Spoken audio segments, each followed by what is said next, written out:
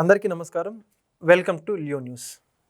ఆంధ్రప్రదేశ్లో 2019 నుంచి 24 మధ్య ప్రజలు అనేక వర్గాల వారు అనేక రకాలుగా ఇబ్బందులు పడ్డ పరిస్థితుల దృష్ట్యానే జగన్మోహన్ రెడ్డి గారు ఓడిపోయారని చెప్పేసి ప్రస్తుతం ప్రజల్లో ఉన్నటువంటి అభిప్రాయం.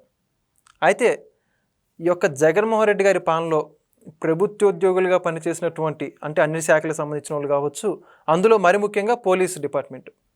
ఎప్పుడైనా చూసుకుంటే పోలీస్ డిపార్ట్మెంటు ప్రజలకి ప్రభుత్వానికి మధ్య ఒక వారధిలాగా ప్రజల్ని సంరక్షించడమే ధ్యేయంగా పెట్టుకున్నట్టు పోలీస్ డిపార్ట్మెంట్ కూడా జగన్మోహన్ రెడ్డి ఆయన సొంత పనుల కోసం వినియోగించుకుని చెప్పేసి అనేక రకాలైనటువంటి కథనాలు ఇప్పటివరకు చూసాం. అయితే జగన్మోహన్ రెడ్డి ద్వారా మేము కూడా నష్టపోయామని చెప్పేసి ఒక పోలీసుగా ఆయన యొక్క బాధను చెప్పుకోవడానికి మన ముందు ఉన్నారు ప్రస్తుతం Andhra Pradesh special police association state general secretary అయినటువంటి చందు గారు. అసలుకి ఆయనే నష్టపోయాడు, ఆయన జగన్మోహన్ రెడ్డి గారి గవర్నమెంట్లో వాళ్ళు ఏం చేశారు, ఇవన్నీ కూడా తెలుసుకునే ప్రయత్నం చేద్దాం. చందు గారు నమస్కారం అండి. నమస్తే అండి. చందు గారు చెప్పండి, ఇప్పుడు జగన్మోహన్ రెడ్డి గారు సీఎంగా పనిచేసినటువంటి కాలంలో దాదాపుగా పోలీస్ డిపార్ట్మెంట్ అంతని కూడా ఆయన చెప్పు చేతల్లో పెట్టుకొని చెప్పేసి ఎన్నో రకాలైన వార్తలు ఇప్పటివరకు వచ్చాయి. దానికి ఉదాహరణ చెప్పుకుంటే ఇప్పటివరకు కొంతమంది ఐపీఎస్లు కూడా సస్పెండ్ అయ్యారు.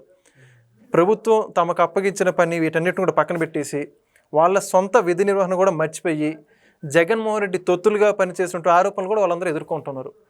అసలు ఈ గడిచిన గవర్నమెంట్లో ఒక స్పెషల్ పోలీస్ ఆఫీసర్గా మీరు ఎప్పుడు రిక్రూట్ అయ్యారు, ఆ జీవోకి సంబంధించి మిమ్మల్ని ఎలా రిక్రూట్ చేసుకున్నారు, ఎంతమంది రిక్రూట్ అయ్యారు, మొత్తంగా మీరు గత గవర్నమెంట్లో చేసినటువంటి పనులు కావచ్చు అన్నీ కూడా కొంచెం షేర్ చేసుకుంటారు మాతో. ముఖ్యంగా చెప్పాలంటే రాష్ట్ర జీవో ప్రకారం గవర్నమెంట్ జీవో ప్రకారము 2020 సంవత్సరంలో జీవోతో to prevent the illegal transportation of ganja కావచ్చు, ఇట్లా రెడ్ శాండిల్, ఇసుక, ఇలా అక్రమ రవాణాలను ఆపేకి స్పెషల్ ఎన్ఫోర్స్మెంట్గా స్పెషల్ పోలీస్ ఆఫీసర్ని రిక్రూట్ చేయడం జరిగింది. అంటే మా వాళ్ళు కూడా సరే గవర్నమెంట్ ఏదో ఒక ఉపాధి కల్పించింది, ప్రభుత్వంలో ఉద్యోగం అంటేనే చాలా గర్వంగా ఉంటుంది. అది బయట ప్రైవేట్ సెక్టర్ కంటే కూడా గవర్నమెంట్లో ఉద్యోగం అంటే చాలా గర్వంగా, అంటే ఒక ఫీల్తో చేస్తారు, ప్రౌడ్గా. సో అలా చేస్తుంటే 2022లో ఒక జీవోను హోల్డ్ చేసి ఎటువంటి నోటీసులు లేకుండా అందరినీ హోల్డ్ చేసేసారు. ఓకే. సో అప్పటి నుంచి తిరగని ఆఫీస్ అంటూ లేదు. గవర్నమెంట్లో సజ్జల రామకృష్ణారెడ్డి వీళ్ళంతా ఉన్నారు కదా, వాళ్ళందరినీ కూడా తిరిగి నెంబర్ ఆఫ్ లెటర్స్ ఇచ్చాము.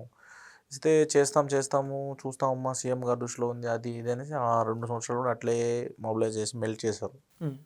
దాన్ని ఎటువంటి న్యాయం జరగలేదు. సో మా వాళ్ళు ఈ గంజాయి కావచ్చు, ఈ రెడ్ శాండిల్ కావచ్చు, ఇసుక కావచ్చు, రాత్రి పగళ్ళు కష్టపడి ఎన్నో కేసెస్ పట్టారు, నెంబర్ ఆఫ్ కేసెస్. మీరు 2020 నుంచి 2022 వరకు కూడా చూస్తే నెంబర్ ఆఫ్ కేసెస్ పట్టారు. కానీ ఈ జగన్మోహన్ రెడ్డి గారి ప్రభుత్వంలో గౌరవం ఇవ్వలేదు. ఫస్ట్ ఆఫ్ ఆల్ మా వాళ్ళు చేసిన దానికి గౌరవం ఇవ్వలేదు. గంజాయి, ఎర్రచందనము ఇట్లాంటివన్నీ ఎట్లా అంటే అండర్ గ్రౌండ్లో ఉంటాయి. అంటే ఏదో పెద్ద ఎత్తున బ్యాక్ పుషప్ ఉంటేనే ఇలాంటివన్నీ కూడా జరుగుతాయి. సాధారణ మనుషులు చేయలేరు అవంతా. అంతే చీకటి కార్యకలాపాలు అంతా ఎట్లంటే ఒక మంచి గవర్నమెంట్ సపోర్ట్ ఉంటుంది. ఫస్ట్ ఆఫ్ ఆల్ ఉంటుంది ఖచ్చితంగా. అంటే అది నడిపించే వ్యక్తులకు అంటారా? అది నడిపించే వ్యక్తులకు అంటారా మీరు చెప్పేది? నడిపించే వ్యక్తులకి పెద్ద బ్యాక్ బోనే ఉంటుంది, లేకపోతే వాళ్ళు అంత ధైర్యంగా చేయలేరు కదా. ఈ పోలీసుని దాటుకొని దెన్ ఎన్ఫోర్స్మెంట్ని దాటుకొని చెక్ పోస్టులు దాటుకొని చేయాలంటే చాలా కష్టం. మొన్న పవన్ కళ్యాణ్ గారు కూడా ఒక మాట మాట్లాడారు ఈ మధ్యలో, మీరు అన్నట్టయితే ఈ రెడ్ శాండిల్ అక్కడ నేపాల్కి వెళ్ళిందని ఒక మాట వచ్చింది, ఒక వదంతో వచ్చింది, విన్నారా? సో అది అక్కడ దాకా పోయిందంటే అక్కడ డిఫీట్ ఎవరిది? 2022లో చెక్ పోస్టులు ఆపేశారు, గవర్నమెంట్ డిఫీట్. అది అంటే మిమ్మల్ని ఆపేయడం గారు ముఖ్య కారణాలు ఏమై ఉంటాయని అనుకుంటున్నారు? మీకు ఎవరైనా ఎక్స్ప్లెనేషన్ ఇచ్చారా? మా వాళ్ళందరూ అడుగుతుంటారు ఇదే క్వశ్చన్, నన్ను కూడా అడుగుతారు, మాకు ఎందుకు ఇట్లా అన్యాయం జరిగింది, ఎందుకు జరిగిందని నన్ను అడుగుతారు. నేను చాలామందిని కన్సల్ట్ అయ్యాను. ఇట్ ఈస్ అప్పుడున్న ఆఫీసర్స్ అయితే ఏమి, నెక్స్ట్ పొలిటికల్ లీడర్స్ అయితే ఏమి, 2022 నుంచి కన్సల్ట్ అయితే తిరుగుతున్నాను. ఒక్కరన్నా సమాధానం చెప్తారంటే ఒక్కరు సమాధానం చెప్పలేదు. దట్ ఈస్ గవర్నమెంట్ పాలసీ అంతే అన్నారు. కానీ ముఖ్యంగా ఏమంటే వీళ్ళు అడ్డుకట్ట వేశారు. 2022 నుంచి 2022 వరకు అక్రమ రవాణాకి ముఖ్యంగా అడ్డుకట్ట వేశారు. వీళ్ళు అడ్డొస్తున్నారనే వీళ్ళని హోల్డ్ చేశారని అందరూ అదే భావించారు. ఆఖరికి లాస్ట్కి అదే భావించినారు. అంటే మీరు అడ్డుకుంటున్నారని, మా వాళ్ళందరూ అడ్డుకుంటున్నారని వాళ్ళందరినీ హోల్డ్ చేశారు. ఫస్ట్లో వీళ్ళు ఏమనుకున్నారంటే ఏదో జరుగుతుంది సంథింగ్, ఎందుకు హోల్డ్ అయిందో తెలియదు, ఏం చేసినా మనం తప్పని వీళ్ళు సంకోచిస్తూ ఉన్నారు. ఒక 1 year అవుతూనే అంతా అర్థమైపోయింది. అంటే 2022 పూర్తి అయిపోతుండగానే 2023కి ఎంటర్ అయినా అర్థమైపోయింది. ఇట్ ఈజ్ అది గవర్నమెంట్ కావాలనే చేసింది, అంటే ఉద్దేశపూర్వకంగా చేసి ఉద్దేశపూర్వకంగానే చేసినట్టే కదా. ఇప్పుడు ఒక ఎన్ఫోర్స్మెంట్ చేసేటప్పుడు వాళ్ళని ఇంకా ప్రోత్సహించేది పోయి వాళ్ళు ప్రోత్సహించేది పోయి లేకపోతే వాళ్ళకి శాలరీస్ పాడో ఏదైనా పెంచాల్సింది పోయేసి వాళ్ళందరినీ ఇట్లా రోడ్డు మీద లాగేయడం అనేది చాలా వరకు అది గవర్నమెంట్ చేసిన పెద్ద తప్పు, కఠిన నిర్ణయం. అది జగన్మోహన్ రెడ్డి గారి కఠిన నిర్ణయమే వీళ్ళందరి జీవితాలు నాశనం అవడానికి కారణం. ఓకే, అంటే మొత్తంగా మీరు ఓవరాల్గా ఒక 2 సంవత్సరాల ఉద్యోగంలో కొనసాగారా మీరు? మా వాళ్ళు 2020 నుంచి 2022 వరకు ఉన్నారు. 2 years 3 months ఉన్నారు. 2 years 3 months ఉన్నారు. ఓకే, 2020కి ముందు అంటే ఆంధ్రప్రదేశ్ రాష్ట్ర ప్రభుత్వంలో ఇట్లా వీటన్నిటిని అడ్డుకోవడానికి ఏదైతే ఇప్పుడు స్పెషల్ పోలీస్ అంటున్నారో మీరు ఎన్ఫోర్స్మెంట్ అలాంటి డిపార్ట్మెంట్ ఏం లేవంటారు పోలీస్ శాఖకు సంబంధించి? అంటే పోలీస్ అంటే ఇఫ్ ఇట్ ఈస్ అన్ని పోలీస్ అంటేనే అక్రమాలని ప్రజలకు సేవ చేసేదానికి దీని అక్రమాలని ఇట్లాంటి అనివార్య చర్యలు ఏమైనా జరిగితే అడ్డుకోవడానికి పోలీస్ ఫోర్స్ అనేది వర్క్ చేస్తుంది. అందులో ఇట్లాంటివి జరిగేటప్పుడు దీనికి స్పెషల్ ఫోర్స్ అనేది పెట్టాలి అనే ఉద్దేశంతోనే పెట్టారు ఒక జీవోతో. గవర్నమెంట్ ముందు లేదంటారు అయితే? అంతకుముందు అంటే మామూలు పోలీసు అందరూ పోలీసులు కష్టపడుతున్నారు కానీ దానికంటూ సపరేట్ వింగ్ లేదు. టు ప్రివెంట్ సపరేట్ వింగ్ లేదు, దాన్ని ప్రివెంట్ చేయడం సపరేట్గా ఒక సంస్థ ఒక ఆర్గనైజేషన్ అనేది లేదు. దెన్ దాంట్లో ఇప్పుడు ఉన్నాయి కదా, దీంట్లో కూడా దిశ అని పెట్టారు, సంథింగ్ పెట్టారు కదా వాళ్ళు. ఆ గవర్నమెంట్లో దిశ పెట్టారు. దెన్ ఉంటాయి వాళ్ళ ఫోర్సెస్ బట్టి ఇప్పుడు excise, SEB, special enforcement bureau ఇట్లా రకరకాలుగా పెడతారు. అంటే దాంట్లో ఏం పెట్టినా డిప్యుటేషన్ చేస్తారు అంతే. ఆ పోలీస్ ఫోర్స్నే ఉన్న పోలీస్ ఫోర్స్నే దాంట్లోకి మెరిట్ ఎవరైతే మెరిట్ ఉంటారో వాళ్ళని డిప్యుటేషన్ చేస్తారు. కానీ తను ఆ గవర్నమెంట్లో అట్లా చేయడం చాలా వరకు అది సమంజసం కాదు. ఇంకోటి నారా చంద్రబాబు నాయుడు గారిని కూడా కలిసాం మేము కూటమి ప్రభుత్వం ఏర్పడుకుంటే. మొత్తానికి గవర్నమెంట్లో మీరు 2022లో మీ జాబ్స్ కోల్పోయిన తర్వాత 2 సంవత్సరాలు కూడా మీరు అందరి చుట్టూ తిరిగారు. అంటే ఇప్పుడు జగన్మోహన్ రెడ్డి గారు దిగిపోయేంత వరకు కూడా తిరిగారు. జగన్మోహన్ రెడ్డి గారు దిగిపోయేంత వరకు తిరిగినాము. జగన్మోహన్ రెడ్డి గారు పదవిలో ఉన్నంత వరకు తిరిగాము. లాస్ట్లో ఇంకా 1 month 2 months ఉండగా కూడా ఇంకా ప్రెస్ ఎక్కాం అప్పుడే. ఇంకా ఓకే, అంటే అప్పటి వరకు బయటికి రాలేదు మీరు? అప్పటి వరకు బయట రానిలేదు. చేస్తాం, చూస్తాం, అవుతుంది, అయిపోయింది, ఫైల్ వస్తుంది, మూవ్ అయిపోయింది, సీఎం గారు ఆఫీస్కి వెళ్ళిపోయింది. ఇట్లా అన్నీ ఒక స్టెప్ బై స్టెప్ ప్రాసెస్లో కళ్ళకు కట్టినట్టు అట్లే ఒక చిత్రం చూపిస్తున్నారు, అట్లే కొత్త సినిమాని చూపిస్తున్నారు. అయిపోతుందని మా వాళ్ళందరూ ఒక ఆశతో ఉన్నారు. 2024 ఎలక్షన్స్ వస్తున్నాయి కదా, ఎలక్షన్స్ వచ్చే 2 months 3 months ముందే ఎలక్షన్ కోడ్ కూడా వచ్చేసింది అప్పటికి. అప్పుడు ఒక థాట్ వచ్చేసింది, ఎలక్షన్ కోడ్ రావస్తుంది, ఇంకొక నెలలో ఎలక్షన్ కోడ్ వస్తుంది అనగా ఒక థాట్ వచ్చింది. ఎలక్షన్ కోడ్ ఒక నెల ఉంది, వీళ్ళు ఎప్పుడు చేస్తారు ఇంకా? ఓకే, వీళ్ళ వల్ల కాదు, అయిపోయింది. ఇంక వాళ్ళు కావాలనే ఉద్దేశంతోనే వాళ్ళు ఇది చేశారు, హోల్డ్ చేశారు. ఇంకా వాళ్ళు చేసే అవకాశం లేదు, అర్థమైపోయింది. మా వాళ్ళందరికీ చెప్పేశాము, మీరందరూ. ఎంతమంది ఉంటారు మొత్తం జీవో ద్వారా రిక్రూట్ అయిన వాళ్ళు? 2156 మంది ఉంటారు. దాంట్లో కొంతమంది రాష్ట్ర వ్యాప్తంగా, కొంతమంది దాంట్లో సూసైడ్ చేసుకొని చనిపోయారు. అంటే జాబ్ పోవడం ద్వారా అంతే కదండి. ఇప్పుడు వాళ్ళు ఆ ఉద్యోగం ఉంది కదా అనేసి కొంతమంది అప్పులు చేస్తారు. ఇప్పుడు వాళ్ళకు జీతం వస్తుందంటే, ఇప్పుడు నేనైనా సరే, మీరైనా సరే, ఎవరైనా సరే ఒక దగ్గర నుంచి జాబ్ సెక్యూరిటీ జీతం వస్తుందంటే మన కుటుంబ అవసరరీత్యా 100 పనులు చేస్తాం. గవర్నమెంట్ జాబ్ అంటే ప్రభుత్వంలో పనిచేస్తారంటే అదే కోటీశ్వర్లు ఉంటారు కదా, మధ్యతరగతి కుటుంబాలతో ఉంటారు. వాళ్ళకి సంబంధించిన వాళ్ళ ఖర్చులు, మెడికల్ ఎమర్జెన్సీ సంథింగ్ అప్పులు చేస్తారు. ఎందుకు చేస్తారు? ఒక భరోసా ఉంది, నెల వస్తుంది, ఒక భరోసాతో చేస్తారు. అలా చేసేసి సంథింగ్ కొన్ని మంత్స్ వరకు బ్యాలెన్స్ చేస్తాడు అమౌంట్ రాకపోయినా, మళ్ళీ తర్వాత అవ్వదు కదా. సో అతను అట్లా నిర్ణయం. ఇవన్నిటికీ కారణం ఆ ప్రభుత్వం తీసుకునే ఈ కఠిన చర్య. 2022 March 28న తీసుకున్న ఈ నిర్ణయమే కారణం. ఆ జీవోని హోల్డ్ చేశారు, వీళ్ళందరినీ రోడ్డు మీదకి లాగినారు, రోడ్డు మీద పడిపోయారు అంతే. ఓకే, ఒక వృక్షం లాగా నీడనిచ్చాడు, బాగానే ఉంది.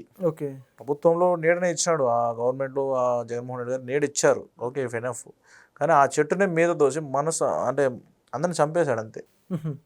వాళ్ళ మనోభావాలు దెబ్బతీసి ఆశ చూపించి ఆశ చూపించి అంతే. ఒక పక్క చాక్లెట్ చూపించి ఇంకో పక్క రోడ్డు మీద దోసేయడం అంతే. అట్లా జరిగింది. అంటే ఇప్పుడు మీరు ఎప్పుడైతే జాబ్ చేస్తూ ఉన్నారో ఆ జాబ్ చేసేటప్పుడు కానీ మీకు ముందస్తు హెచ్చరికలు కానీ మీరు చెప్పారు ఇవన్నీ పట్టుకొని ఆపడం ద్వారానే మా మీద ఇంపాక్ట్ ఉందని చెప్పేసి, మీకు ముందే చెప్పలేదంటారా మీ జాబ్ ఉండాలంటే ఇది వదిలేసేయండి అని? అట్లా హెచ్చరికలు ఎవరు కానీ జారీ చేసినట్టు? హెచ్చరికలు వస్తే మస్తు వచ్చినాయి, చాలా వరకు వచ్చాయి. అలా చేసేటప్పుడు లోకల్ లీడర్స్ కావచ్చు, వాళ్ళు వీళ్ళు ఎవరో తెలియదు, అతను ఎవరో తెలియదు మనకు, వైట్ షర్ట్ వేసుకొస్తాడు, వైట్ ప్యాంట్ వేసుకొస్తాడు, నేను అది అంటాడు, ఇది అంటాడు, అది ఇది అంటాడు. ప్రభుత్వం సపోర్ట్ ఉందంటాడా? ఏముంటుందో అదంటాడు, ఇది అంటాడు, మేము ఇది అది ఇది అంటాడు, అది పెద్దోళ్ళు అంటారు, చేయకపోతే నువ్వు ఉండవంటారు. ఎన్నో ఉదయించేవి అన్ని బెదిరింపులు వచ్చాయి. కాంప్రమైజ్ అయ్యారా మీరు మరి లేకపోతే డ్యూటీ చేశారు? మా వాళ్ళు ఎవరు కాంప్రమైజ్ అయ్యి ఉంటే ఈరోజు ఈ పరిస్థితి వాళ్ళకి వచ్చి ఉండదు. అందరూ తెలుసుకోవాల్సిందంటే వాళ్ళు కాంప్రమైజ్ అయ్యింటే ఈరోజు ఆ పరిస్థితి వచ్చి ఉండదు. వాళ్ళు సిన్సియర్గా, డిగ్నిఫైడ్గా, డిసిప్లైన్డ్గా ఆ రోజు చేశారు కాబట్టే ఈరోజు వాళ్ళకి పరిస్థితి వచ్చిందని నేను అనుకుంటున్నా. ముఖ్యంగా కరోనా టైం ఎత్తుకోండి. కరోనాలో అందరూ వాళ్ళ స్వలాభాలు చూసుకున్నారు, అంతే కదా. వాళ్ళ స్వలాభాలు వాళ్ళు చూసుకున్నారు. స్మగ్లింగ్లు చేసేవాడు స్మగ్లింగ్లు చేసినాడు, నిజమే కదా. కరోనాలో అన్నీ జరిగినాయి. కరోనాలో కూడా స్మగ్లింగ్లు చేసినారు చాలా వరకు. ఇంకా అప్పుడు జనాలు ఎవరు లేరు, ఫ్రీగా ఉంది. ఇంకా కరోనాలో ఏం స్మగ్లింగ్లు చేశారంటే ఈ నాటుసారా, లిక్కర్ బ్యాన్ అయిపోయింది. కరోనాలో లిక్కర్ స్టాప్ చేశారు కొద్ది వరకు, సేల్స్ స్టాప్ చేశారు కొద్ది టైంలో. ఆ టైంలో ఏమైపోయిందంటే లిక్కర్ లేదు. ఏం చేస్తారు, దానికి కూడా స్మగ్లింగ్లు చేశారు. ఎట్లా, ఈ నాటుసారాన్ని కాంచడం, ఇట్లాంటివన్నీ కూడా IDRX కూడా చేశారు మా వాళ్ళు. అన్నింటినీ ప్రివెంట్ చేస్తూ వచ్చారు. అంటే అప్పుడు కూడా మీరు డ్యూటీ చేసి ఆ కరోనా టైంలో కూడా ఇవన్నీ ఆపడం జరిగింది మీరు? కరోనా టైంలో కూడా, కరోనా 2020లోనే కదా స్టార్ట్ అయింది, ఎండింగ్లో స్టార్ట్ అయింది, ఎండింగ్ 2021 ఆ టైంలో స్టార్ట్ అయింది. కరోనాలో కూడా బాగానే కష్టపడ్డారు. కరోనాలో కుటుంబాలను వదులుకొని కూడా కష్టపడి సంథింగ్, కరోనా వచ్చినా కూడా సరే ఏదో ఒక feel, proud to serve the public అనేసి, జనాలకు సేవ చేయడం దాంట్లో ఉన్నంత ఇంకేదేమీ లేదనుకొని సేవ చేశారు. కానీ అన్నింటినీ కూడా దృష్టిలో పెట్టుకోకుండా ఇలా చేయడం, ఆ ప్రభుత్వం చేయడం అనేది చాలా బాధాకరం. ఎవరు జీర్ణించుకోరు, ఎవరికైనా బాధ వేస్తుంది. మా వాళ్ళు అంత ఆవేదన చెందారు. ఆవేదన కూడా అర్థం చేసుకోకుండా కనీసం వాళ్ళ కష్టాన్ని గుర్తించలేదు. అదే నా బాధ, నిజంగా నాదే కదా, అందరిది కూడా అదే బాధ. చేసిన కష్టాన్నన్నా గుర్తించాలి కదా. వాళ్ళకేం రివార్డులు ఇవ్వమని లేదు, లేదంటే అవార్డులు ఇవ్వమని లేదు, లేదంటే ఎత్తుకుపోయి గిన్నీస్ బుక్లో పెట్టమని చెప్పారా? ఎవరు అడగలేదు. వాళ్ళు చేసిన సర్వీస్ని గుర్తుపెట్టుకొని వాళ్ళని మంచితనంగా చూసుకోవాల్సింది పోయి ఇంత అన్యాయం చేసి పెట్టినాడు. అంటే ఇక్కడ ఇంకోటి ఏంటంటే, ఒక జీవో హోల్లో పెట్టించడం అంటే అది చిన్న వ్యక్తులతో అయ్యేటువంటి పని అయితే కాదు. పర్టికులర్గా ఎవరి హస్తమైనా ఉందనుకోని, అంటే చాలామంది పెద్ద వ్యక్తులు ఉంటేనే మాత్రమే సాధ్యం అవుతుంది ఒక జీవోని హోల్లో పెట్టించడం. అంటే ప్రభుత్వంలో చాలా బలంగా ఉన్నటువంటి వ్యక్తులు మాత్రమే. లేకపోతే మీకు ఎవరైనా హస్తం ఉందని అనిపిస్తూ చెప్పొచ్చా? ఏమన్నా హస్తం అంటే సీఎందే అండి, సీఎం హస్తమే ఉంటుంది, సీఎం చేతుల్లోనే ఉంటుంది ఆ జీవో. సీఎంఏ హోల్డ్ చేయాలి దాన్ని. ఓకే, అంటే డైరెక్ట్ సీఎం చేతుల మీదుగా ఉంటుంది. గవర్నమెంట్ ఎంప్లాయీ ఎంత పెద్ద ఆఫీసర్ అయినా జీవోని హోల్డ్ చేసే రైట్ ఉండదు. ఇట్ ఈస్ గవర్నమెంట్ ప్రపోజల్స్ అవంతా. గవర్నమెంట్ అంటే ప్రిన్సిపల్ సెక్రటరీ ఆఫీస్లోనే అది ఇదవుతుంది. ప్రిన్సిపల్ సెక్రటరీ కదా ఇచ్చారు, ఆ సారే ఇస్తారు జీవో, అప్పుడు బయట వదులుతారు సిగ్నేచర్ చేసి. సో ఆ చేతుల ముందుగా అయిందంటే సీఎం చెప్తేనే కదా.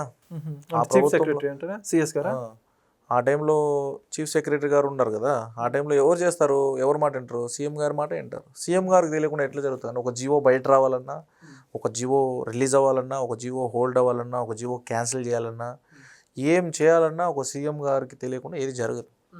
అలా 2022లో ఎటువంటి నోటీస్ లేకుండా చేసేసాడు ఆ ప్రభుత్వంలో ఉన్న జగన్మోహన్ రెడ్డి గారు. ఇలా చేశారు. కానీ దానికి కూడా ఇప్పుడు ఆయనేం మేము విమర్శించలేదు. ఆయనే తెలుసుకోవాలి ఇది. ఇప్పుడు కూడా మించిపోయింది ఏం లేదు. ఇప్పుడు కూడా తెలుసుకోవాలి, సరే మనం ఎంత తప్పు చేసామనేది తెలుసుకోవాలి. ఎంతమంది కుటుంబాలు రోడ్డు పడినాయి మనం ఇప్పుడు ఒక విషయం ఏమంటే, మనం ఒక పని చేసేటప్పుడు ఎంతమంది బాగుపడుతున్నారు అనేది పక్కన పెడితే, ఒక్కరు నష్టపోయినా అది చాలా చెడు. నిజం చెప్పాలంటే 100 మంది సక్సెస్ అవుతారు, అట్లనే ఒక్కడిని నష్టపరిచి 100 మందిని సక్సెస్ చేయడం అనేది తప్పు. అవునా? 100 మంది ఒక్కరు నష్టపోకుండా ఒక్కరు సుఖపడినా కూడా చాలు, అంతే కదా. ఒక్కరికి జీవితం వచ్చినా చాలు. అదే ఒక్కడిని నష్టం చేసేసి 100 మందికి సుఖం చేయాలంటే కుదరదు. కానీ ఆయన నిర్ణయం ఏమంటే అట్లే జరిగింది. ఏదో స్వలాభం కోసము ఏదో ఏ ప్రలోభాలకి చేశాడు. ఇక్కడ అందరూ నష్టపోయారు. దగ్గర వాళ్ళ కుటుంబాలు ఎత్తుకుంటే కూడా 13,000 మంది వాళ్ళంతా ఎక్కడ ఏం చూసుకోవాలా, ఏం చేయాలా, పెళ్ళిళ్ళు చేసుకున్నారు. వాళ్ళకందరికీ రక్షణ ఎక్కడి నుంచి ఉంది? ఇంకోటి LWS ఉన్నారు వాళ్ళ కేసెస్లో, అప్పుడు పట్టిన కేసెస్లో అన్నింటిలో 2020 నుంచి 2022 వరకు పట్టిన కేసులో అంతా LWS ఉన్నారు. LWS అంటే లైవ్ విట్నెస్. ఓకే, అంటే మనం ఒక కేసు పట్టేటప్పుడు లైవ్ విట్నెస్, స్పాట్లో మనం లైవ్ విట్నెస్ అనేది గ్యాదర్ చేస్తాం. ఎవరైతే స్పాట్లో ఉంటారో, అంటే ఎస్ఐ సీన్ ఆఫ్ ఇన్సిడెంట్లో ఎస్ఐ ఉండరు, సిఐ ఉండరు, DSP ఉంటారు కదా. సీన్ ఆఫ్ ఇన్సిడెంట్లో ఎవరైతే కేసు పడతారో వాళ్ళు లైవ్ విట్నెస్ ఉంటారు. ఆఫీసర్ అనేది లాస్ట్లో సిగ్నేచర్ దాన్ని అటెస్టేషన్ చేస్తాడు. కానీ లైవ్ విట్నెస్ ఎవరంటే స్పాట్లో ఎవరైతే పడతారో లైవ్ విట్నెస్. మా వాళ్ళే కదా లైవ్లో ఉంటారు కదా, వెహికల్ చెక్ చేస్తారు, పడతారు. వెహికల్ చేసి పట్టేటప్పుడు వాళ్ళ లైవ్ విట్నెస్ ఉన్నారు, వాళ్ళకి రక్షణ లేదు. ఇప్పుడు కోర్టుకి ఇప్పుడు మెసేజ్లు వస్తుంది, ఇప్పుడు డిజిటల్ అయిపోయింది కోర్టు. డిజిటల్ అయిపోతేనే ఇప్పుడు కోర్టుకి రమ్మంటున్నారు. వాళ్ళు ఎవిడెన్స్కి వెళ్ళాలి, అవును ఇతనే ఆ రోజు జరిగింది ఇది అని చెప్పాలి వీళ్ళు. అంత చెప్పాలంటే అతని రక్షణ ఏముంది? బయట వస్తానే కూడా అతను ఏమన్నా చేస్తాడు, ఎవరు ఇస్తారు రెస్పాన్సిబిలిటీ? ఎవరు ఇస్తారు? Who is responsibility? చెప్పండి, ఎవరు రెస్పాన్సిబుల్ తీసుకుంటారు? ఎవరు తీసుకోలేదు, ఎవరు పట్టించుకొని అంటున్నారు. డిప్యూటీ సీఎం పవన్ కళ్యాణ్ గారు కూడా హామీ ఇచ్చారు, లెటర్ కూడా ఇచ్చారు ఆయన, మీకు న్యాయం చేస్తాము, నేను మీ అండగా ఉంటానని కూడా చెప్పారు. ఓకే, అందరికి నేను అదే చెప్తూ వస్తున్నాను. ఇంకా మా వాళ్ళకి కూడా ప్రభుత్వం హామీ ఇచ్చారు, చేస్తారు, ఎవరు తొందరపాటు నిర్ణయాలు తీసుకోవద్దండి. అబ్బాయి సూసైడ్ కూడా చేసుకున్నాడు మధ్యలో, అదే అప్పుల బాధ భరించలేక ఈ కార్వేట్ నగరం సైడ్ సందీప్ అనే అబ్బాయి హ్యాంగ్ చేసుకున్నాడు, సూసైడ్ చేసుకున్నాడు. వాళ్ళ తలభారంకి వచ్చేసినాక ఏం చేయగలుగుతాడు? ఎవరికి చెప్పుకోలేదు, నాకు చెప్పలేడు, ఇంట్లో వాళ్ళకి చెప్పలేడు, అప్పుల వాళ్ళకి అసలే చెప్పలేడు. ఏం చేస్తాడు? ఏ మార్గం లేనప్పుడు ఇంకా అదే దారినే ఎంచుకున్నాడు. మిగతా వాళ్ళందరికీ ధైర్యం చెప్పి అందరూ ఓపికగా ఉండండి, ఎవరు కూడా వ్యతిరేకతలు ఇట్లాంటివి చేయకండి, అందరి మాదిరి we are came from disciplined department. మనం డిసిప్లిన్ డిపార్ట్మెంట్లో వచ్చినాం, కొద్దిగా నైతిక విలువలన్నీ నేర్చుకుంటాము, అట్లంతా ఏం చేయొద్దని అందరికి చెప్పాము. దెన్ చంద్రబాబు గారు కూడా కొద్దిగా స్పందించి ఆ జీవోని చంద్రబాబు కలిసారు ఇప్పుడు మీరైతే? చంద్రబాబు గారి దగ్గర చాలాసార్లు కలిసాను, లైవ్గానే కలిసాను, నేను చాలాసార్లు కలిసాను. ఓకే, అంటే ఇప్పుడు మీరు గత ప్రభుత్వంలో జగన్మోహన్ రెడ్డి గారిని కలిసారా? అది పెద్ద మిరాకిల్, అది నిజంగా చెప్పాలంటే. అది కలవాలంటే దాన్ని ఏమంటారు, దేవుణ్ణి నిజంగానే చూసినారా అన్నట్టు కూడా అనిపిస్తుంది. అంటే దేవుణ్ణి అంటారు మీరు జగన్మోహన్ రెడ్డి గారు? జగన్మోహన్ రెడ్డి దేవుడు అనను, దేవుణ్ణి చూడాలంటే ఎంత కండిషన్స్ ఉంటాయో అన్ని కండిషన్స్ పెట్టుకున్నాడు ఆయన. ఆయన దగ్గరికి వెళ్ళాలంటే అంత ప్రొసీజర్ ఉంటుంది అంటారా? ప్రొసీజర్ ఉంటుంది, కానీ ఆయన చేసే పనులన్నీ చూస్తే ఇలా ఉన్నాయి, కానీ కండిషన్స్ ఏమో అలా ఉన్నాయి, కండిషన్స్ ఏమో ఇలా ఉన్నాయి. ఏది, ఒక దేవుణ్ణి మనం తిరుమలకి వెళ్ళి దేవుణ్ణి చూడాలంటే ఎంత కష్టపడతామో అలా ఈయన కలవాలి. దెన్ ఆయన చేసేటివి ఎట్లుంటాయండి, ఇట్లా వీళ్ళు రోడ్ల పాలైపోయారు, ఇట్లా చాలామంది జరిగాయి, అన్యాయం జరిగాయి, అంత పెట్టుకున్నాడు, కలవలేకపోయినాం. ఓకే, కింద ఉన్న కలవలేదంటారు, కలవనే లేదు, కింద ఉన్న వాళ్ళు తొక్కేస్తా అంటే వాళ్ళకి తెలుసు, అందరూ తెలుసు, ఒక స్టేట్లో ఇష్యూ అంటే అందరూ తెలుస్తుంది కదా. దిస్ ఈస్ తొక్కేయడం అంటే తోపులాట్లో తొక్కేసినట్టు, లేదా పైదాకా వెళ్ళకుండా తొక్కేస్తున్నారు. This issue not belongs to even constitution or any other district. This issue belongs to state. అంటే ఒక రాష్ట్ర సమస్య ఇది. రాష్ట్ర సమస్య అంటే ఎమ్మెల్యేలు తెలుసు, మినిస్టర్లకు తెలుసు, ప్రజాప్రతినిధులు అందరూ తెలుసు, సీఎం గారికి కూడా తెలుసు. అప్పట్లో అన్ని తెలిసినప్పుడు ఇంకా మా వాళ్ళ తరపున union association leader, special police association నుంచి వచ్చామంటే ఎలా ఆలోచిస్తారు? వాళ్ళకి అందరికి తెలిసే కదా. ఇప్పుడు ఒక జివో ఒక ఆమోదం చేయాలంటే అసెంబ్లీలో సెట్ చేస్తారు కదా, అందరూ మంత్రివర్గ సమావేశం కావచ్చు, ఇవన్నీ పెట్టుకొనే ఒక ప్రపోజల్ అని పెడతారు. సో వాళ్ళకి ప్రపోజల్ పెట్టింది తెలుసు, అది తీసింది తెలుసు. అట్లాంటప్పుడు వాళ్ళు ఎట్లా ఆలోచిస్తారు, ఎట్లా సహాయం చేస్తారు? చేయలేకపోయారు, వాళ్ళు ఎవరు చేయలేకపోయారు.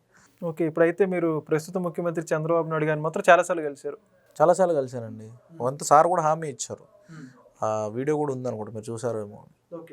వీడియో ఉంది, అది మొబైల్లోనే ఎక్కడ ఉంది.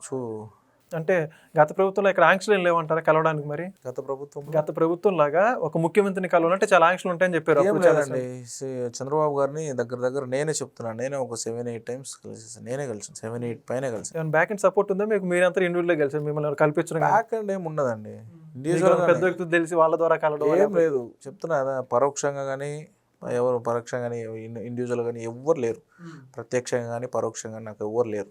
If it is I'm alone.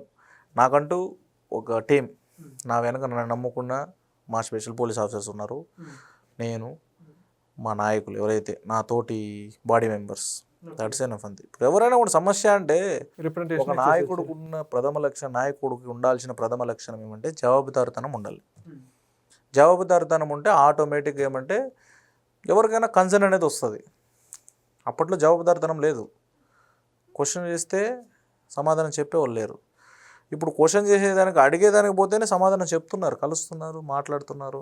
If it is నేనే ఛాన్స్ చెప్తున్నాను, 8-9 టైమ్స్ కలిసాను. నేనే సీఎం గారిని కలిశాను, లోకేష్ గారిని ఒక 3 టైమ్స్ కలిశాను, హోమ్ మినిస్టర్ గారిని కలిశాను, ఆల్మోస్ట్ అందరిని కలుస్తుంటాను. డిప్యూటీ సీఎం గారిని కూడా కలిశాను, డిప్యూటీ సీఎం గారు లైవ్గా మాట్లాడాను, కలిసి కూడా మాట్లాడాను. ఇట్ నేను అందరికీ తెలుసు, కావాలంటే ఎవరైనా కూడా విచారించు, వాళ్ళందరికీ కూడా తెలుసు. నేను సమస్య పోతుంది, కానీ వాళ్ళు ఆలోచిస్తున్నారు దాని ప్రిన్సిపల్స్ ఎలా మార్చాలి, వాట్ ఈస్ వాట్ అంటే అతను దీనికి సంబంధించిన పనులే కొనసాగిస్తున్నారు ఒక రకంగా. ఎలాగా దాన్ని యూటిలైజ్ చేసుకోవాలని ఆలోచిస్తున్నారు. కానీ కొద్దిగా త్వరగా చేస్తే మా వాళ్ళ జీవితాలు అనేది కొద్దిగా వెలుగు వస్తుంది. మీకైతే నమ్మకం ఉంది అంటే ఇప్పుడు అవుతుంది అంటే లేకపోతే గవర్నమెంట్ చేస్తున్నా లేకపోతే చేయాలండి, ఖచ్చితంగా చేయాలి, చేస్తారనేది కూడా చేస్తారనే నమ్మకం అయితే ఉంది. ఎందుకంటే హోప్స్ అనేటివి తెలిసిపోతాయి, చూసేదాన్ని బట్టి తెలిసిపోతాయి. ఒక ప్రాసెస్ అనేది జరుగుతుంది ఇప్పుడు. ఇఫ్ ఇట్ ఈస్ అందరికీ తెలుసు, ఇప్పుడు అందరి మనసులో ఉంది. కాకపోతే అప్పట్లో అయితే ఎవరి మనసులో లేదు. అయిపోతేనే అది హోల్డ్ చేస్తాను అందరూ మర్చిపోయారు. ఆ 2020 నుంచి పోతే పోయింది స్వామి అనేసి వదిలేసినారు. కానీ ఇప్పుడు అందరి మనసులో ఉంది, ప్రతి ఒక్కరి మనసులో ఉంది. చందు గారు, ఒక పోలీస్గా చెప్పండి, మీరు గత ప్రభుత్వంలో జాబ్ చేశాను అంటున్నారు.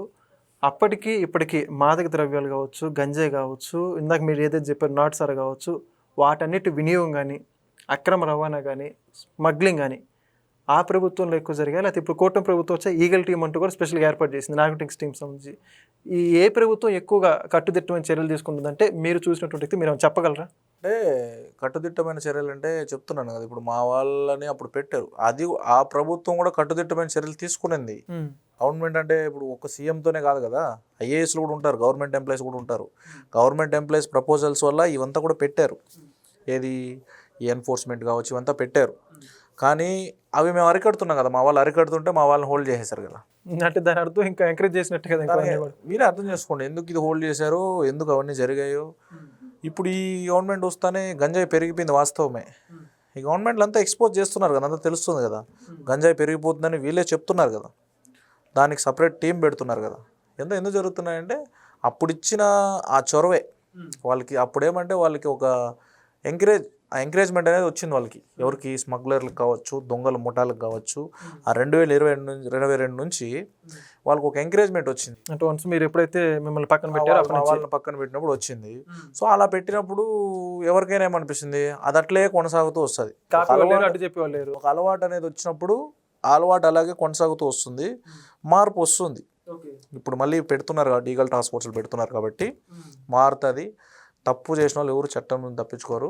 చట్టం ఖచ్చితంగా శిక్ష ఖచ్చితంగా వేస్తుంది. అంటే ఇప్పుడు అడ్వాన్స్డ్గా డ్రోన్ టెక్నాలజీ కూడా ఉపయోగిస్తూ గంజాయి పంట ఎక్కడ సాగు చేస్తున్నాం అన్నీ కూడా తగలబెట్టడం కానీ, ఆ టెక్నాలజీ వినియోగించిన గవర్నమెంట్ మీరు అసలు ఊహించారంటే ఇలా చేయడం గురించి మీరే ఉంటారు. That is one of the good idea. ఇది డ్రోన్స్ అనేది చాలా మంచి ఐడియా. మనుషులు వెళ్ళలేని ప్రాంతాలు కూడా వెళ్ళలేని అట్లాంటివి చేయాలి. ప్లీజ్ ప్రభుత్వంలో ఆలోచనలు అంటే ఇలా ఉండాలి. చేశారు, కొంతమంది చేశారు, ఎట్లుంటాయో చూశారు కదా. రోడ్లు లాగేసేది కాదు, ఇట్లాంటివి చేయాలి. డ్రోన్స్ పెట్టి ఎలా, ఇప్పుడు డ్రోన్ వల్ల ఏమంటే మ్యాన్ పవర్తో పని లేదు. ఒక డ్రోన్ అనేది ఒక ఏరియాని కవర్ చేస్తుంది. అంటే 20 మంది 30 మంది పోలీసులు కావాల్సిన ఒక ఏరియాకి ఒక డ్రోన్ చూసుకుంటుంది, ఒక ఆపరేట్ చేస్తుంది. ఒక టీం చాలు, మొబైల్ టీం. 6 మంది ఉన్న ఒక మొబైల్ టీము, మొబైల్ పెట్రోలింగ్ ఉంటే ఒక టీంతో ఆ డ్రోన్ అనేది తిరుగుతూ ఎక్కడైతే గాంజా స్పాట్స్ కావచ్చు, ఇల్లీగల్ ఏమైనా యాక్టివిటీస్ జరుగుతుంటే అది బైండ్ ఓవర్ చేస్తుంది. ఈ టీం అనేది ఇమీడియట్లీ అక్కడ వెళ్ళేదానికి ఆస్కారం ఉంటుంది. ఇట్లా 40 మంది కావచ్చు, 50 మంది కావచ్చు పోవాలి చేయాలంటే చేయలేరు, ఎన్ఫోర్స్ చేయలేరు. ఎట్లా చేయగలుగుతారు? ఇప్పుడు ఈ స్పాట్ నుంచి ఆ స్పాట్కి పోతాను, అప్పుడే ఈ స్పాట్లో జరుగుతుంది. ఆ స్పాట్ నుంచి ఇంకో స్పాట్కి పోతాను, అక్కడ ఏం జరగదు. అక్కడ నుంచి ఇక్కడికి వస్తాను, ఆ లోపల అక్కడ 2 దగ్గర జరిగిపోతాయి. వాళ్ళకి మనకి ఎంత టెక్నాలజీ ఉంటుందో దొంగలకు కూడా అంతే టెక్నాలజీ ఉంటుంది. వాళ్ళు కూడా వాడతారు. దొంగతనాలు చేసే వాళ్ళకు కూడా టెక్నాలజీ ఉంటుంది. టెక్నాలజీ లేకుండానే ఇప్పుడు మొన్న పీడిఎఫ్ రైస్ ఏదో పట్టుకున్నారు, ఇక్కడ రేషన్ బియ్యం ఏదో పట్టుకున్నారు. పోర్ట్ వరకు ఎట్లా పోయింది అది? ఇక్కడ చెక్ పోస్టులు లేవు. 2022 నుంచి చెక్ పోస్టులు లేవు. చెక్ పోస్టులు లేకపోతే వాళ్ళకి ఏమి రహదారి వారదీసినారు ఇంటి నుంచి ఆడికి డైరెక్ట్గా. మీరు చూసారా? ఇప్పుడు ఆ పక్క విజయవాడ బ్రిడ్జ్ నుంచి విజయవాడ చూసారా? ఆ పక్క తాడేపల్లి నుంచి ఈ పక్కకి రావాలంటే ఒక వారధి, స్ట్రైట్ వారధి ఉంటుంది. అట్లాంటి వారధి వేసుకున్నారు వాళ్ళు. అయిపోయింది. దొంగలకి ఇంక వాళ్ళే వేసుకొని పోతారు. చెక్ పోస్టులు ఎవరు చెక్ చేసేవాళ్ళు లేడు, అడిగేవాళ్ళు లేడు, రెక్కలు వేసుకొని పోతా. క్వశ్చన్ ఉంటే ఎవరైనా స్ట్రైట్గా వస్తారు. క్వశ్చన్ లేకపోతే ఏమవుతుంది? క్వశ్చనింగ్ లేదంటే డిసిప్లిన్ తప్పిపోతారు. ఇప్పుడు మన పిల్లలు ఉంటారు, మన పిల్లలకి డిసిప్లిన్ చిన్నప్పటి నుంచి పెంచేటప్పుడు క్వశ్చనింగ్ చేస్తుంటే ఎక్కడికి వెళ్తున్నావు, ఏం చేస్తున్నావు, ఏ టైంకి వస్తున్నావు అని క్వశ్చన్ చేస్తే మంచి నడవడికల్లో వెళ్తారు. క్వశ్చనింగే లేనప్పుడు ఏమవుతుంది? చెడు వాటికి విచ్చలవిడితనం. కరెక్ట్, విచ్చలవిడితనం అంటారు. అక్కడ కూడా చెక్ పోస్టులు ఉండి పోలీస్ ఎన్ఫోర్స్మెంట్ ఉండి ఆ టైంలో ఏదైతే 2022 నుంచి 24 వరకు కూడా ఆ హోల్డ్ చేసినప్పుడు కూడా సరే ఉండుంటే, 2020 నుంచి 22 వరకు ఉండుంటే ఆటోమేటిక్గా వాళ్ళు విచ్చలవిడితనం అనేది ఉండదు, భయం ఉంటుంది. ఎవరో ఒక పని చేయాలంటే ఆలోచిస్తారు. అక్కడ ఏం లేనప్పుడు ఏమవుతుంది? వీళ్ళకి కూడా ధైర్యం వస్తుంది. రెక్కలు వచ్చి ఎగురుకుంటా పోయి పనులు చేస్తున్నారు. దెన్ ఇంకోటి ఏమంటే అందరూ అంటారు ఇప్పుడు మహిళలకి రక్షణ లేదు అది ఇది అని కూడా అంటారు. పోలీసుల్ని చాలామంది విమర్శిస్తారు. ఇప్పుడు తిరగమని చూద్దాం, 8 తర్వాత తాగి తిరగమని చూద్దాం. తాగి తిరిగితే తాట తీస్తున్నారు.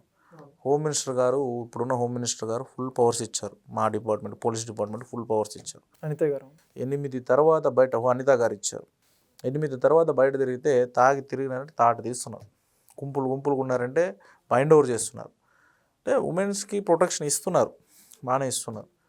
అందరూ కూడా మెచ్చుకోదగ్గట్టు ఏదన్నా కొన్ని మెచ్చుకోదగ్గట్టు ఉన్నాయి కదా. ఇదంతా కూడా చాలా వరకు అందరికీ యూజ్ఫుల్ ఫర్ పబ్లిక్. ఇదంతా చాలా యూజ్ఫుల్. ఇవంతా గంజాయి గురించి కూడా గంజాయి వద్దు అని చెప్పి స్పెషల్ అవేర్నెస్ ప్రోగ్రామ్ కావచ్చు. హోమ్ మినిస్టర్ అనిత గారే స్వయంగా వెళ్ళి వీటన్నిటి టీమ్స్ లీడౌట్ చేయడం, ఈగల్స్ టీమ్ ఏర్పాటు చేయడం కావచ్చు, ఇవన్నీ కూడా మేడం చాలా డైనమిక్. నిజంగా చెప్పాలంటే 100%, 100-200% చాలా డైనమిక్ మేడం. ఇంతవరకు నేనైతే నా లైఫ్లో నేను ఇంత వచ్చాను కదా, ఇంతవరకు ఇట్లాంటి హోమ్ మినిస్టర్ నేనైతే చూడలేదు. ఏదైనా డైరెక్ట్ మాట్లాడతారు, ఫేస్ టు ఫేస్ మాట్లాడతారు. మేడం గారిని కూడా కలిసారు మీరు? మేడం గారిని కూడా కలిసాను. మేడం ఫేస్ టు ఫేస్ మాట్లాడతారు. హోమ్ మినిస్టర్ గారు ఏదైనా డైరెక్ట్గా మాట్లాడతారు. ఏది జరిగినా చట్టాన్ని ఎట్లా అమలుపరచాలో కరెక్ట్గా చేస్తారు. చట్టానికి లోబడి చేస్తారు. రాజకీయాలకు లోబడరు మేడం, చట్టానికి లోబడతారు. అంటే డిసిప్లిన్ చెప్పాను అది ఎంతమంది మీకు. పెట్టేవాళ్ళు డిసిప్లిన్లో పెడితే ఆటోమేటిక్గా ఆ విచ్చలబడతానం అనేది ఉండదు. గవర్నమెంట్ అనేది చాలా స్ట్రిక్ట్గా ఉంది కాబట్టి మేడం కూడా సరే ఎటువంటి ప్రలోభాలకు లొంగకుండా చాలా స్ట్రిక్ట్గా, మీరు చూసినట్టు చాలా ప్రెస్ మీట్లలో చూస్తారు కదా, చాలా డైనమిక్గా మాట్లాడతారు, ఎవరికి భయపడకుండా. Straightforward madam. She's one of the great leader. I thought that. నిజంగా మేడం కూడా, అంటే సీఎం గారు కూడా ఉన్నారు దాంట్లో, కానీ మేడం షీఈ్ ఉమెన్లో చాలా మంచి గ్రేట్ లీడర్ ఆంధ్రాలో చూడడం అంటే. ఓకే, ఖచ్చితంగా చందు గారు. ఇప్పుడైతే ఉంది కూటమి ప్రభుత్వం, గత ప్రభుత్వం మాదిరి అయితే కాదు. మీకు అందరికి కూడా న్యాయం జరుగుతుంది. ఇక్కడ ఉంది లోకేష్ గారు కూడా మీరే చెప్పారు ఇదంతా ప్రక్రియ కొనసాగుతుందని చెప్పేసి.